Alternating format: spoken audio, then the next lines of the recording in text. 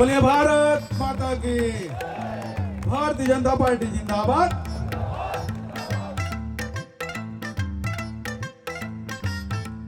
मैं सभा में लोगों को बोला भाई ये अकबर को आने मत देना।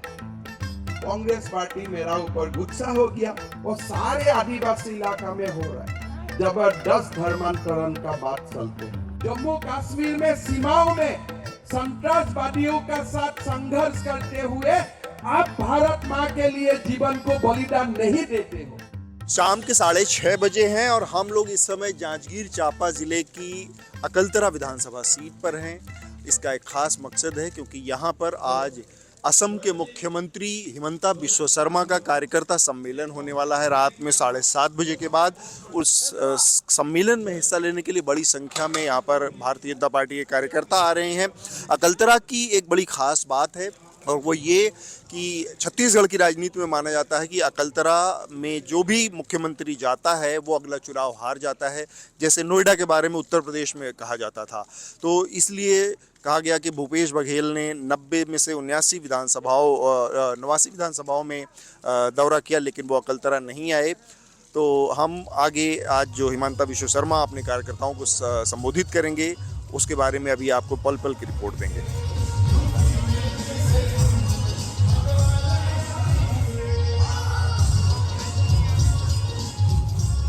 तो आज आप लोग यहाँ पर आए हैं किसको देखने सुनने के लिए आए हैं? सौरभ सिंह।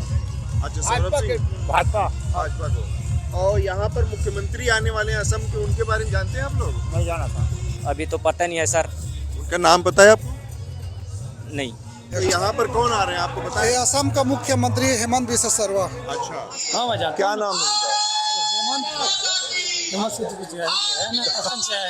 अच्छा, असम के मुख्यमंत्री हैं वो। जानो सन साहब। अच्छा, मंत्री अब भैया के जान सन ओकरे में आए हमन कमल छाप के हमन बटन दबाए खातिर हमन बहुत प्रयास है हमारा अपन माता पिता नहीं जाते नोटे कर हम प्रेम बसे हैं भाजपा में। तो आपको उनका क्या अच्छा लगता है?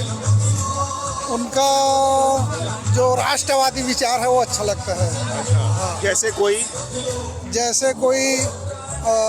गरीब कल्याण के लिए योजना निकालना, ठीक है। और राष्ट्रवादी विचार, गरीब कल्याण की योजना दोनों एक चीज है?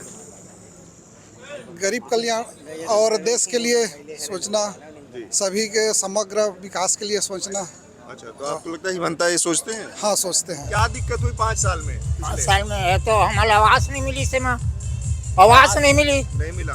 दूसरे में भर्ती बंद कर उन्होंने नहीं करी। अच्छा, तीसर में 1000 पेंशन दूँ कहीं तो उन्होंने नहीं दी जी।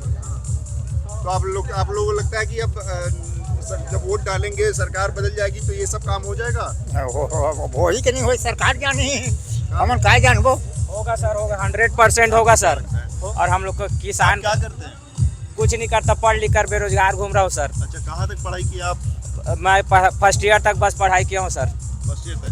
तो रोजी रोटी के लिए क्या करते हैं? रोजी रोटी के लिए बस राइस मिल है यहाँ अकलतरा में, तो ज़्यादातर उसी में आता है काम करने हमाली। अच्छा, तो ये बताइए कि जैसे सरकार यहाँ पर इलेक्शन हो रहा है, पिछली सरकार में ऐसा कौन सा काम था जो कि आपको लगता है कि हुआ होता तो आपको नौकरी मिलती यहाँ पर अकलतरा में? अकलतरा में जैसे हम लोग पढ़े बेरोजगार है, बेरोजगारी भत्ता भी नहीं पा रहे हम लोग। और सरकार अच्छा रहता तो कुछ जॉब में होते, जैसे इधर कुछ नहीं मिल रहा है, सरकारी जॉब नहीं मिल रहा है तो प्राइवेट कंपनी है उसमें कुछ काम कर रहे होते, पढ़े लिखे हैं इसके हिसाब से उसमें भी हम लोग लाभ नहीं पा रहे हैं। तो ये आपको लगता है कि नई सरकार बदल जाएगी तो काम हो जाएगा आपका? जी सर, हमको लगता है, इसीलिए हम लोग आए हैं और 100% बदल रहा है इस बार सरकार। बिस्वा शर्मा जी हमारे बीच उपस्थित हो चुके हैं। जोरदार ताली बजा करके उनका स्वागत करेंगे। बोलिए भारत माता की। बोलिए भारत माता की। भारतीय जनता पार्टी जिंदाबाद। तो ये थे असम के मुख्यमंत्री हिमंता बिस्वा शर्मा।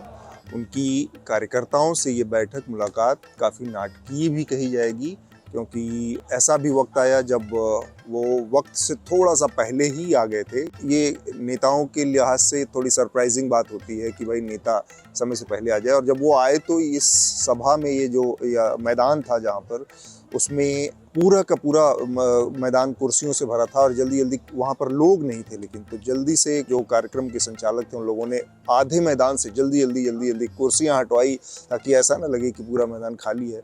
किसी तरह से वो कार्यक्रम शुरू हुआ। कार्यक्रम शुरू होने के बाद बीच में अचानक से एक और असहज स्थिति उस समय आ गई जब हिमंता बिश्व शर्मा को एक फ़ोन कॉल आया और अचानक से वो स्टेज से उतरकर चले गए बाहर और फिर थोड़ी देर बाद वो आए। परम सम्माननीय हिंदू युवा हिंदू हृदय सम्राट भारत माता के सपूत आज हमारे बीच में उपस्थित हैं। माननीय प्रधानमंत्री महोदय, माननीय उत्तर प्रदेश के मुख्यमंत्री महोदय के साथ साथ एक भारत माता के और लाल सनातन हिंदू धर्मों को लेकर के असम राज्य से निकल के यहाँ छत्तीसगढ़ में आए हुए हैं। एक बार जोरदार ताली बजाकर के उनका स्वागत करेंगे।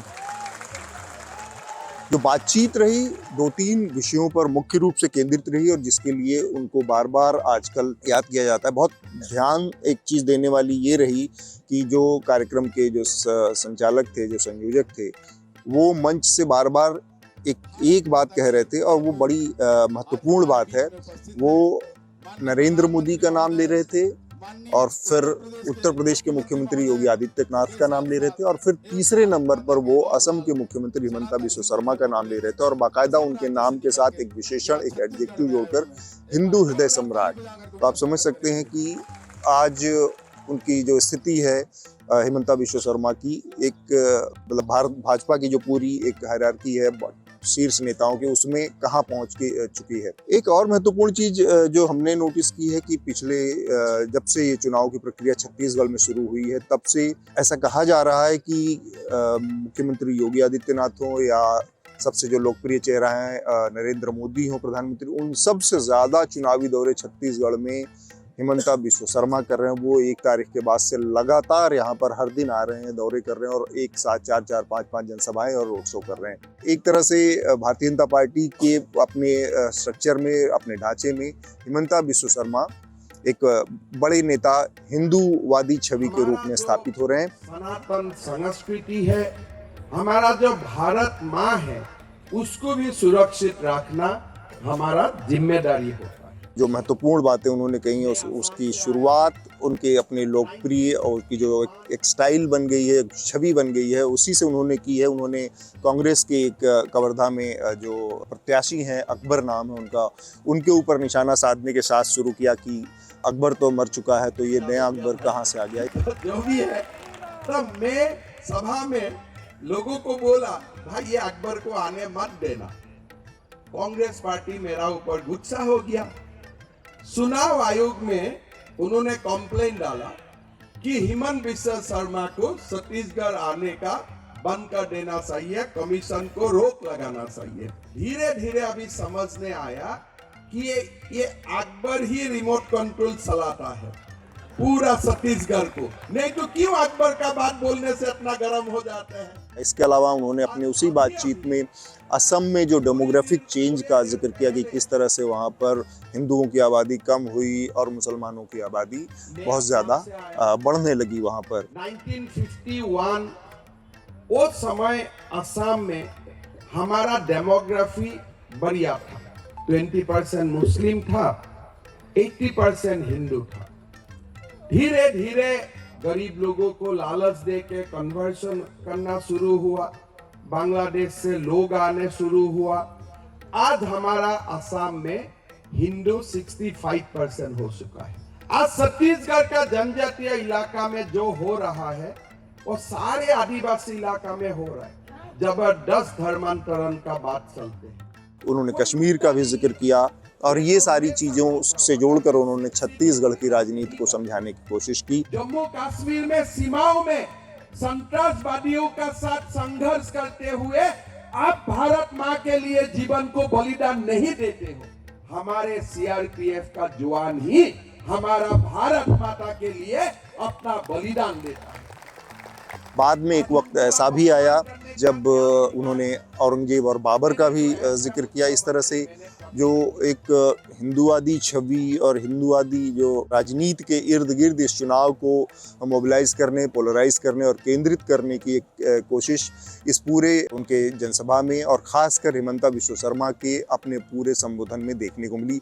उनके जो कार्यकर्ता थे यहाँ पर जो आए थे बड़े दूर दूर से, उनसे भी हमने इस बारे में बातचीत की। तो क्या इनके आज बहुत सारी बातें, उनकी कौन सी बात अच्छी लगी आपको? उसमें सभी बात अच्छी लगी। जैसे वो विकास का बात बताया, जहाँ जहाँ विकास हुआ है, छत्तीसगढ़ में क्या घोटाला हुआ है, क्या यहाँ कुछ विकास ही नहीं हुआ है छत्तीसगढ़ में। तो 5 साल हो गए, क्या विकास हुआ है?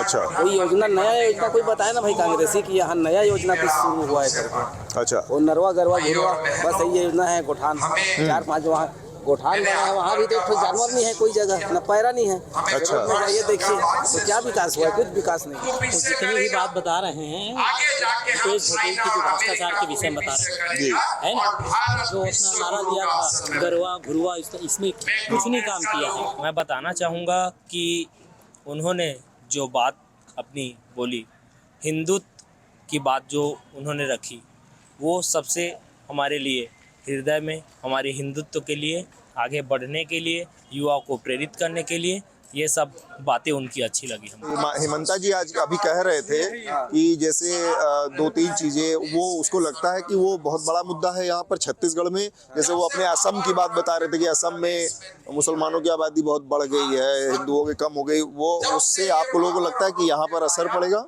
छत्तीसगढ़ में? इसका तो असर नहीं पड़ेगा। निश्चित ही यहाँ धर्मांतरण बहुत हो रही है छत्तीसगढ़ में, और इस धर्मांतरण को भूपेश बघेल ने रोक ही नहीं सका, और धर्मांतरण बहुत ही तेज़ी से चल रही है यहाँ मैं बताना चाहूँगा कि अकलतरा विधानसभा में जो हमारे आदिवासी भाई बहन हैं, उन लोग भी धर्मांतरण के शिकार हुए हैं, एससी वर्ग भी हुआ है। तो ये तो बात सही है, छत्तीसगढ़ में भी धर्मांतरण बंद होनी चाहिए। पर एक चीज बताइए मुझे कि यहाँ पर तो कुल जो अल्पसंख्यक आबादी है कुल मिलाकर 3-4% है, उसमें ईसाई मुसलमान सब मिलाकर हैं। तो यहाँ पर आप कैसे इस चीज को इतना बड़ी समस्या के तौर पर क्यों देख रहे हैं? निश्चित ही हमारी भारतीय जनता पार्टी की सरकार आएगी, इस चीज़ पर रोक लगेगा, धर्मांतरण भी इस मुद्दे पर है। तो आपको लगता है कि एकदम फेल है भूपेश बघेल? नहीं, उसमें क्या है, भूपेश बघेल ऐसा झूठ बोला है। और जितने भी अभी आप सभी ग्राम पंचायत में आप पता कर लीजिए कि भूपेश बघेल का विकास करने के लिए कौन सी ग्राम पंचायत में कितना पैसा है। जो केंद्र सरकार पैसा दे रही है उसको उसमें गोठान में लगा रहा है। जो केंद्र सरकार से पैसा आया था पीएम आवास में, किसी को नहीं बनाया, एक भी नहीं बनाया। अच्छा, है एक कहाँ बनाया? न तो गरवा व्यवस्था ठीक किया, न घुरवा, सभी गाँव में घुरवा है खाद बनाने की, किसी का व्यवस्था नहीं किया। अच्छा, नरवा, घरवा और घुरवा और बाड़ी, तो ये चारों जो नारा है ना वो बिल्कुल फेल है। आप बताइए आप।